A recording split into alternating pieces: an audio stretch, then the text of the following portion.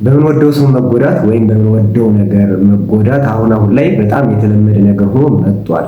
የሆነ ጊዜ ላይ የደስታችን ምንጭ የነበረ ነገር ወይም የደስታችን ምንጭ የነበረ ሰው ሌላ ጊዜ ላይ ደግሞ የሀዘናችን ምንጭ ሆኖ ማግኘት በጣም የሚያሳዝንና ግራ የሚያጋባ ነገር ነው።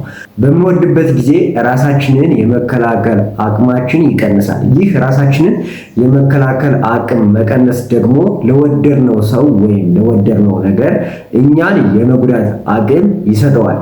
ስለዚህ በምንወድበት ጊዜ ራሳችንን የመከላከል አቅማችንን የሚቀንሱ ነገሮች ምን ምን ናቸው የሚለውን 5 ወሳኝ ነጥብ ይዤላችሁ መጥቻለሁ። ቪዲዮ እስከ መጨረሻው እዩት። ቻናሉን ሰብስክራይብ በማድረግ ቪዲዮ ማየት ጀምሩ።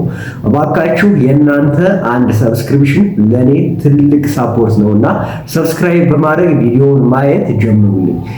የመጀመሪያው በምንወደው ሰው እንድንጎዳ የሚያደርገን ነገር ዘሆኒሙን ብላይንድ ስፖት ይባላል። ወደ አማርኛ ትርጉም ስናመጣው የጫጉላ ጊዜ እውርነት ማለት ነው።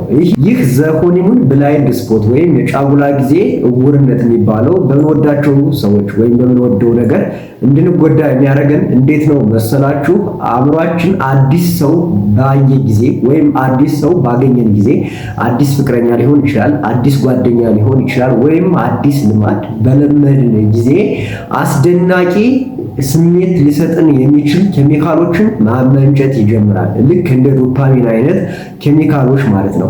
እነዚህ ኬሚካሎች ደግሞ ጥሩ ነገር ላይ ብቻ ወይም አዎንታዊ የሆነው ነገር ላይ ብቻ፣ መልካሙ ነገር ላይ ብቻ ትኩረት እንድናደርግ ያደርጉናል ማለት ነው። በዛ ጊዜ የወደድነውን ነገር ኔጌቲቭ ሳይድ ወይም የወደድነውን ሰው ደካማ ጎን መረዳት ሳንችል እንቀራለን ማለት ነው። ስለዚህ ይህ ዶፓሚን ደግሞ ጥሩ ነገር ላይ ብቻ ፎከስ እንድናደርግ ሲያደርገን፣ የምንወዳቸውን ሰዎች መልካም ባህሪ ብቻ እንድናይ ሲያደርገን፣ በተቃራኒው እኛ በእነሱ ለመጎዳት ተጋላጭነት ውስጥ ራሳችንን እያስገባን እንሄዳለን ማለት ነው። ይሄ ዘሆኒሙን ብላይንድ ስፖት ይባላል። በፍቅር ጊዜ ወይም አዲስ ልማድ በለመድነው ጊዜ በለመድነው ልማድ ላይ ወይም በወደድነው ሰው ላይ ወደ ህይወታችን በመጣው ሰው ላይ ኔጌቲቭ ነገር አናይም ለተወሰነ ጊዜ ያህል።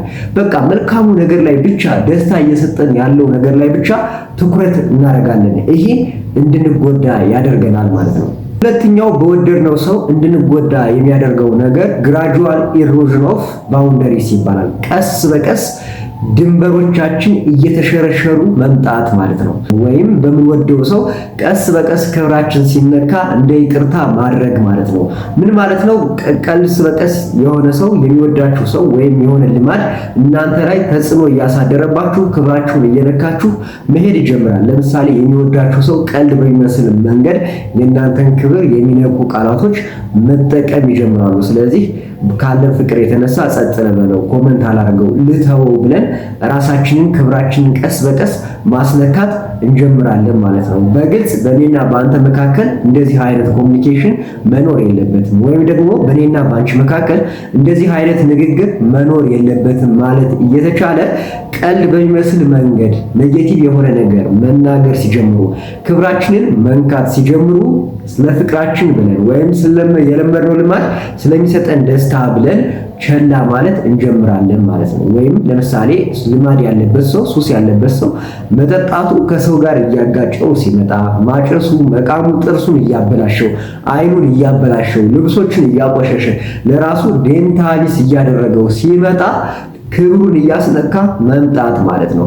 እናንተን የሚጠቅማችሁ የትኛውም ነገር ክብራችሁን የሚነካ አይደለም። በህይወታችሁ ላይፍ ታይም እስከ ህይወት መጨረሻ አብሯችሁ የሚከተል ሰው ለቀልድ ብሎ ምንም አይነት ኮመንት ወይም ሳጀሽን ለእናንተ አይሰጣችሁም።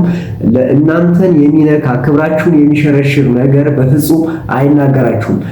በፍቅር ሪሌሽንሺፕ ውስጥ የሆነ ሰው ክብራችሁን የሚነካ ነገር ሴትም ይሁን ወንድ እየተናገራችሁ ከሆነ ያ ሰው በህይወታችሁ እንደማይቀጥል አንድ ምልክት አድርጋችሁ መውሰድ መቻል አለባችሁ። በጣም የሚወዷችሁ ሰዎች፣ ላይፍ ታይም ሪሌሽንሺፕ ከእናንተ ጋር የሚፈልጉ ሰዎች በምንም አይነት መንገድ የእናንተን ክብር የሚነካ ነገር አውቁም ይሁን ሳያውቁ አይናገሯችሁም። ግን በህይወታችሁ ብታስወጧቸው፣ ድንበሬን አለፍክ አሁን በቃ ብላችሁ ከህይወታችሁ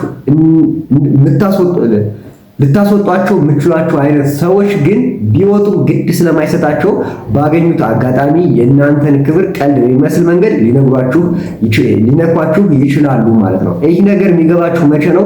ብሬክአፕ ወይም ደግሞ መለያየት ከተፈጠረ በኋላ በቀልድ በሚመስል መልክ ስለነሱ እውነተኛ ማንነት ሊነግሯችሁ እንደነበረ ያሳያችሁ እንደነበረ የእናንተንም ክብር አይጠብቁ እንደነበረ ይገባችኋል። ይሄ ግራጁዋል ኢሮዥን ኦፍ ባውንደሪስ ይባላል። ክብራችሁን በምንም አይነት መንገድ ማስነካት የለባችሁም። ሶስተኛ በወደድነው ሰው ወይም በወደድነው ነገር ላይ እንድንጎዳ የሚያደርገን ነገር ኢንተርሚተንት ሪንፎርስመንት ይባላል። ይሄ አልፎ አልፎ የሚመጣን ሽልማት መፈለግ እንደማለት ነው። ወይም አልፎ አልፎ የሚሰጥ ማበረታቻ ማለት ነው። የወደድነው ሰው የሚሰጠን ደስታ አለች። ትልቅ የሳይኮሎጂ ወጥመድ ውስጥ መግባት ነው ይሄ ነገር።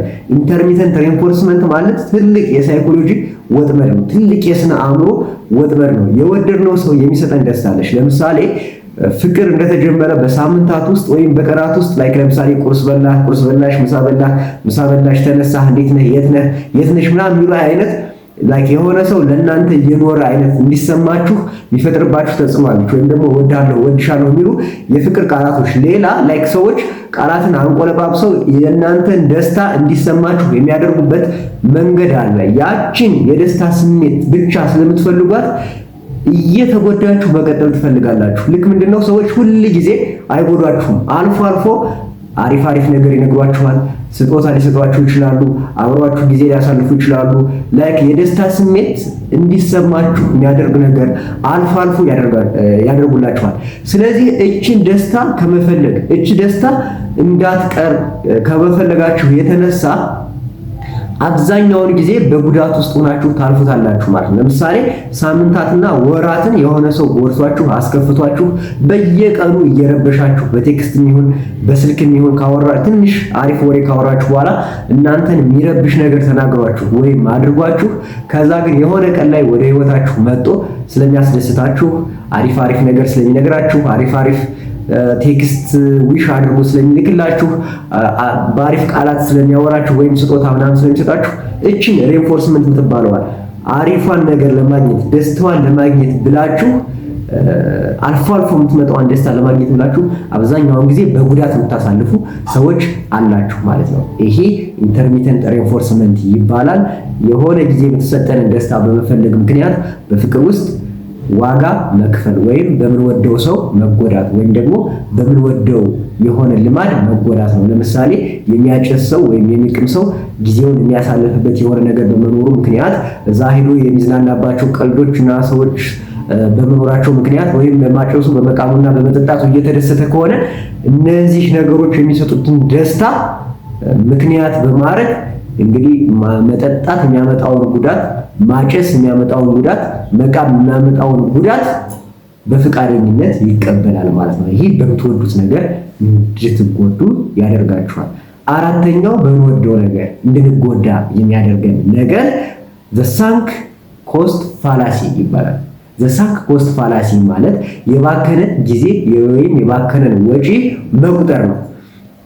በሷ ምክንያት ከቤተሰቤ ጋር ተጣልቻለሁ፣ በሷ ምክንያት ከጓደኛዬ ጋር ተጣልቻለሁ፣ በሷ ምክንያት ስራዬን ለቅቄያለሁ፣ በሷ ምክንያት ሀገር ለቅቄያለሁ፣ በሷ ምክንያት ለኔ ሊሆኑ የሚችሉ ሴቶችን ትቻለሁ ብሎ በማሰብ ወይም ደግሞ በሱ ምክንያት ከጓደኞቼ ጋር ተጣልቻለሁ፣ በሱ ምክንያት ከቤተሰቦቼ ጋር ተራርቄያለሁ፣ በሱ ምክንያት ስራ ለቅቄያለሁ፣ በሱ ምክንያት ሀገር ቀይሬያለሁ፣ በሱ ምክንያት ለኔ ሊሆኑ የሚችሉ እድሎችን ሰዎችን አሳልፌያለሁ በማለት ተጨማሪ ዋጋ ለመክፈል ዝግጁ መሆን ማለት ነው።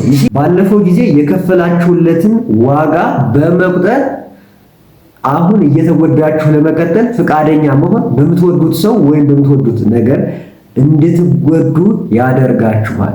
እዚህ ጋር ጥያቄው አሁን ላይ ተጨማሪ ለኔ የሚሆኑ ሰዎችን ለማጣት ዝግጁ ነው ወይ? አሁን ላይ ተጨማሪ ሰዎችን ለመተው ዝግጁ ነው ወይ? አሁን ላይ ተጨማሪ ክብሮችን ለመተው ዝግጁ ነው ወይ? አሁን ላይ ተጨማሪ ነገሮችን እሱ ላይ ኢንቨስት ለማድረግ ፍቃደኛ ነው ብሎ ፍቃደኛ ነኝ ወይ ብሎ ራስን መጠየቅ ያስፈልጋል። ሴትም ይሁን ወንድ በሚወደው ሰው ባለፈው ነገር ላይ ይህን ዘሳንክ ኮስት ፋላሲ ያለፈ ወጪን፣ ያለፈ ጊዜን፣ ያለፈ ኢንቨስትመንትን ኮንሲደር በማድረግ ብቻ ተጨማሪ ዋጋ መክፈል የለብንም። የምንወደው ሰው ወይም የለመድነው ልማድ ለኛ ክብር የሚገባ የሚመጥን ካልሆነ ለማቋረጥ ዝግጁ መሆን አለብን። አምስተኛው በምንወደው ነገር እንድንጎዳ የሚያደርገን ፍሮም ዲዛየር ቱ ዲፔንዳንሲ ትራንስፎርሜሽን ስላለ ነው። ከፍላጎትና ከመውደድ ያልፍና ወደ ጥገኝነት ያለፈ ስሜት ማለት ነው።